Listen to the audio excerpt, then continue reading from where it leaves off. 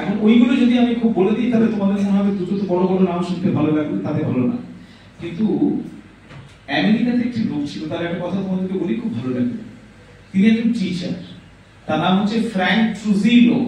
কি নাম?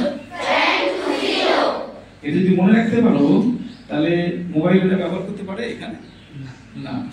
কোনোদিন যদি বাড়ি যাও তাহলে নামটা মনে ফ্র্যাঙ্ক ট্রুজিলো। তার একটি চিঠি আছে, বিখ্যাত চিঠি। সেই চিঠিতে একটি জায়গায় তিনি বলছেন, আমি শিক্ষক, তিনি একজন টিচার। লিখতে হবে না, আচ্ছা যদি লিখতে পারো লিখো, Frank Trujillo. Frank Trujillo, FRANK Frank Trujillo. অনেক বড় চিঠি, খুব তাড়াতাড়ি পেতে, তোমরা গুগলসে গেলে চিঠিটা পেয়ে যাবে। ইংরেজিতে চিঠি, খুব সহজ ইংরেজি পড়া আছে। সেখানে বলছে যে আমি এখানে, অর্থাৎ শিক্ষক বলছে, আমি তোমাদের কাছে এসেছি স্বেচ্ছায় তোমাদেরকে পড়াবো বলে, তোমাদের সঙ্গে সময় কাটাবো বলে, কিন্তু তোমরা কেউ।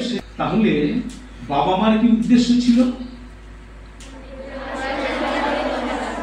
তাহলে বাবা মা ঠেলে পাঠালো, খরচাপাতি করে পাঠালো, তাহলে তুমি কার উদ্দেশ্য পূরণ করবে? বাবা মার উদ্দেশ্য পূরণ করার সঙ্গে সঙ্গে কার জীবনের উদ্দেশ্য পূরণ হবে? তাহলে দুটো দিক, একটা যারা তোমাকে পাঠিয়েছে তাদের উদ্দেশ্য নিয়ে পাঠিয়েছে, তাদের উদ্দেশ্য পূরণ করতে হবে। আর দ্বিতীয় হচ্ছে তাদের উদ্দেশ্য পূরণ হয়ে গেলে পরোক্ষভাবে কার জীবনের উদ্দেশ্য পূরণ হবে? তাহলে দুটো কাজ। যারা পাঠিয়েছে, ছেলে পাঠিয়ে দিয়েছে, তুমি স্বেচ্ছায় আসনি, তারা প্রত্যাশা নিয়ে পাঠিয়েছে, তাহলে বাবা মার প্রত্যাশা পূরণ করতে হয়। আর দ্বিতীয় হচ্ছে যে তুমি যদি তার প্রত্যাশা পূরণ করে দাও, ভালো করে পড়াশোনা করে লেখাপড়া শিখে যদি ভালো রেজাল্ট করতে পারো, এই প্রতিষ্ঠানের সুনাম যদি চারিদিকে ছড়িয়ে দিতে পারো, তাহলে তোমার সুনামের সঙ্গে সঙ্গে তোমার জীবনে প্রতিষ্ঠিত হলে, লেখাপড়া শিখলে, চাকরি বাকরি করলে, রোজগার করলে, স্বনির্ভর হতে পারলে, তোমাদের বলে যে ভবিষ্যৎ সন্তান সন্ততি আসবে, সৃষ্টির তাই নিয়ম, সেই সন্তান সন্ততিরা ভালো মায়ের কাছ থেকে শিক্ষা পাবে। তাহলে পৃথিবীর যে পরম্পরা, পৃথিবীর যে সৃষ্টির যে তত্ত্ব, সেটা একটা বহতা নদীর মতো, উন্নত মায়ের কাছ থেকে উন্নত শিশু, এই ধারাটা বজায় থাকবে। ঠিক আছে? আমরা বহু বছর আগে, প্রায় 30-35 বছর আগে সাক্ষরতা আন্দোলন করতাম, গ্রামের বয়স্ক মানুষদের লেখাপড়া শেখানো হতো। সেই সময় সারা পৃথিবীতে এবং আমাদের ভারতবর্ষে একটা স্লোগান চালু হয়েছিল, একজন পুরুষ মানুষকে যদি শেখানো হয় তাহলে একজনকে শেখানো হয়, আর একজন মেয়েকে শেখাতে পারলে গোটা সমাজকে। কেন? কেন? জোরে বলুন। তাহলে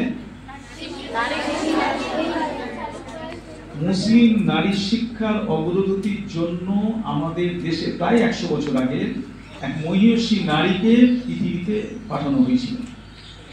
তিনি একটা কথা বলেছিলেন, মুসলিম মেয়েরা তখন খুব পিছিয়ে ছিল 100 বছর আগে, এখনো পিছিয়ে আছে। গুরুত্বপূর্ণ কথা শুনে নাও, অত্যন্ত ভালো কথা। যে বলছে যে একটা মেয়েরা সাধারণত রান্না বান্না করে। রান্না করতে গেলে কোনো বিজ্ঞান লাগে না, এটাই হচ্ছে আমাদের পুরনো ধারণা।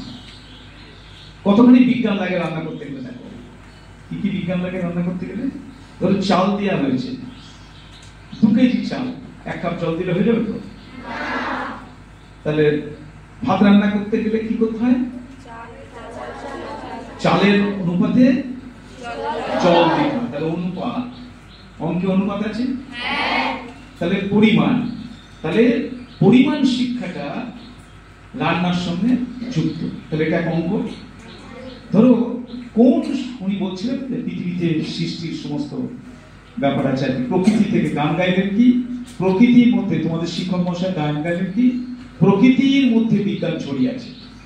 আচ্ছা, কোন সবজি থেকে ভালো পুষ্টি হয় তোমরা জানো? পালং শাক থেকে কি আসে?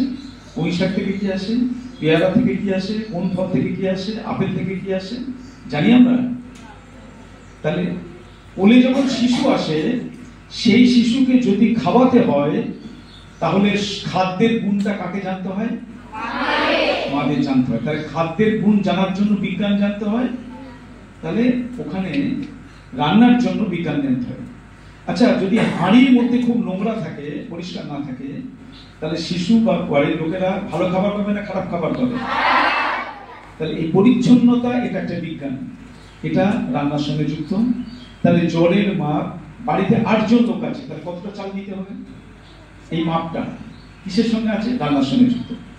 বেগম রোকেয়া বলছেন যে আমাদের মেয়েদের শুধুমাত্র স্কুল শিক্ষা নয়, পারিবারিক শিক্ষার মধ্যে অনেক জিনিস বিজ্ঞান আছে, অনেক অঙ্ক আছে, অনেক হিসাব নিকাশ আছে, যেগুলো না জানলে আগামী দিনে শিশুরা ওই মায়ের কোলে ভালোভাবে মানুষ হতে পারে না।